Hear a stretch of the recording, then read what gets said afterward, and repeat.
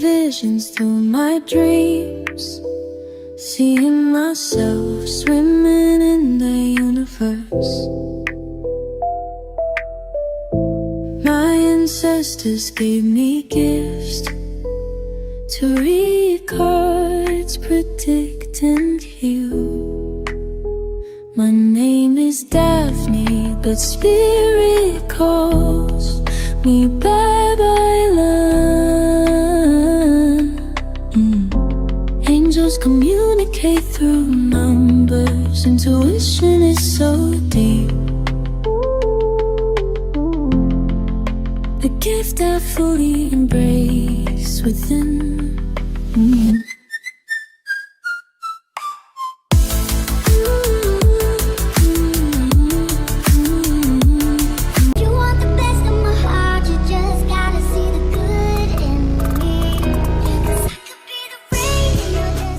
Hi everyone! Welcome po sa inyong almost personal reading. So I want you to know that this is a general reading. Pwede po mag-resonate sa inyo ang buong reading na ito or baka konti lang, no? Take what's only yours. And gusto ko rin pong sabihin sa inyo na ito po ay timeless reading. So kung kailan nyo po ito mapanood, the message is meant to find you. Katulad ng sabi ko, tignan natin kung anong mga nangyayari. By the way, kung gusto nyo pong i-shoutout kayo, no, sa comment section, pakilagay po yung name at kung saang location kayo para sa susunod na mga videos ay may shoutout ko po kayo, no? Witch of Pentacles, the Eight of Wands, and the Queen of Wands. So, ang nakikita natin dito with the Witch of Pentacles, parang merong tao dito na gusto sanang kausapin ka, no? Itong conversation na to is more of pagsasabi ng totoong nararamdaman, pagsasabi ng, sabihin natin, pag-amin, no? Pwede rin may mga kasalanan nitong taong ito. Siguro ito yung baka-bang conversation, no? Kasi hindi ito mangyayari yung face-to-face, like in person. It can be FaceTime, it can be Messenger, yung video calls, ganyan. However, hindi ito yung, kaya sinabi ko medyo mahaba yung conversations na ito. Using internet. Dahil, kaya mahaba, dahil meron ditong mga pagkakataon na Queen of Wands, no, maglalabasan ng totoong nararamdaman. Maglalabasan ng mga sikreto. Kung kayo'y nagkaroon ng separation, no, or misunderstanding, pwedeng may galit pa nga, no. Meron din ditong pagkakataon na siguro sabihin nating kwentahan, no. Ako ay, kung ako nga madami kong nagawa dito. So, blaming games, nandito din. Ang maganda naman dito sa conversation na ito, dahil nga parang laying down the cards, no, wearing your hearts on your sleeves, after naman nun, at least na-release na yung galit, na-release na yung sama ng loob, no. With the Queen of Wands, it's clarified with the Four of Wands and the Nine of Cups. After nitong conversation na ito, after nitong talagang brutalan, no? Brutalang communication. Makukuha naman natin yung sinasabi natin gusto natin mangyari. Whether ang gusto natin mangyari dito is magkaayos, baka gusto nyo rin mangyari magkaroon na ng separation, no?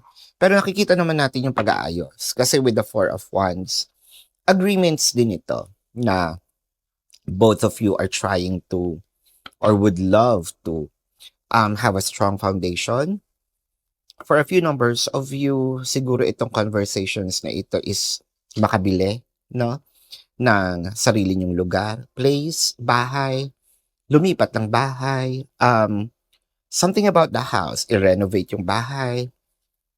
Siguro matagal mo na rin itong inaasahan or matagal mo na rin itong wish, no? may pagkakataon sigurong hindi na ibigay ni person, no? Pwede rin itong magsama na tayo sa bahay. Ayan, there's something really about the house. Meron din ditong offers of courting. Yeah, liligawan ka uli or liligawan ka na kung kayo'y wala pang commitment na sa isa't isa, pwedeng mutual understanding.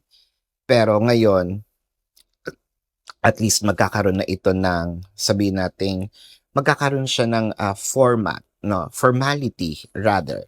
So, with the High Priestess and the Nine of Pentacles, I feel like there's a lot of harvest dito sa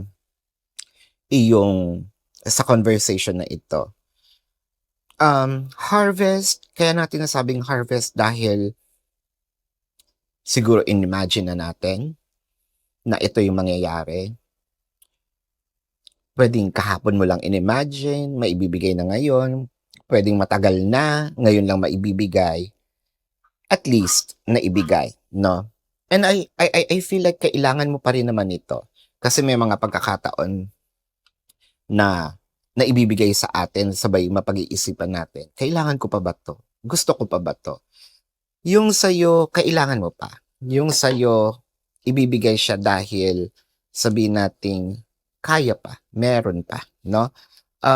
With the Three of Swords and the Two of Pentacles. So nakikita natin dito, talaga ba? Medyo pag-iisipan mo dahil nasaktan ka ng taong ito. Pag-iisipan mo, siguro ang nakikita dito ng cards or ng energy, no? Kung babasahin natin. Yes, bibigyan kita ng chance, pero kailangan mong patunayan yung sarili mo. Hindi mo agad maibibigay yung kapatawaran ng ganun kadali. Pero hindi mo sinabing hindi kita mapapatawad, no? Kailangan ko makita yung effort, no? Ngayon, depende sa akin, no? Nasa akin ang desisyon kung kailan kita bibigyan ng kapatawaran. Depende sa akin ngayon kung kailan ko kung hanggang kailan, no, itong test ko sa'yo. Kasi I feel like you're giving this person a test with the Three of Swords, clarified with the Empress and the Death card. Yeah. Meron ka rin ditong ginawa na I think that you're improving financially, you're improving physically, you're improving morally, mentally, spiritually, no? Kaya parang yung wisdom mo ngayon is much greater kung paano yun nagkakilala. Sabihin natin yung growth mo is talagang much broader, much wiser, nag-mature, no? Yung pag-iisip mo, nag-mature kung paano mo tinignan ang buhay. Siguro dahil din sa mga nangyari sa inyo, no? The Two of Wands, the Enchantress, and the Tower. I feel like magkakaroon dito ng the tables will turn. Kasi the Tower in here, medyo siguro natatakot ka. Bakit yung huling card is the Tower? This is transformation. Kaya ako nasabing tables will turn. It's probably because of kung ikaw yung naghahabol dati, parang ngayon magkakabaligtad, no? Ikaw ngayon yung hahabulin. Transformation eh. Kasi nga, sabi ko nga, nag-grow ka. Siguro ito din yung matagal mo nang gustong ma-achieve, no? The Enchantress, yung maiparamdam naman kung gaano ka ka-importante. Maiparamdam naman kung gaano, maiparamdam sa'yo na mahalaga, no, itong relasyon na ito para sa kanya. So, maganda naman yung reading. Actually, ang natatakot lang ako is baka, dahil nga the Tower is here, baka magamit mo itong masobrahan, no? What I'm trying to say here is, masobrahan itong iyong paggamit ng power mo ngayon, no? But either way, wala naman nakikita Pero possible kasi yung tower, ah, gamitin lang natin ito sa tamang paraan. Siguro yun yung masasabi ko. Kasi ngayon, parang ikaw na ngayon ang may hawak ng steering wheel, no? Ah, para tumakbo itong relasyon. Hindi tatakbo ang relasyon kung wala ka. Kaya mo mag-isa. Yun yung nakikita natin. This is your reading. So, tignan natin kung kanino itong reading na ito. Sasabihin natin ng zodiac sign. Pero bago po yan, tulad ng sabi ko, kung kayo nakaka-resonate, let me know sa comment section. At paki-type ang inyong name and yung location para at least sa susunod na video, ma-shoutout kayo, no?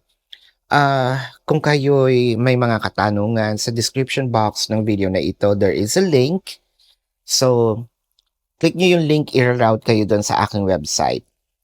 Sa website, nandun po yung name, number, QR code, amount per question. Take advantage of the 4 questions plus 1. Discounted po kasi yon, no? And if you want to book a private reading, nandun din po siya. So, tingnan na natin ang zodiac sign.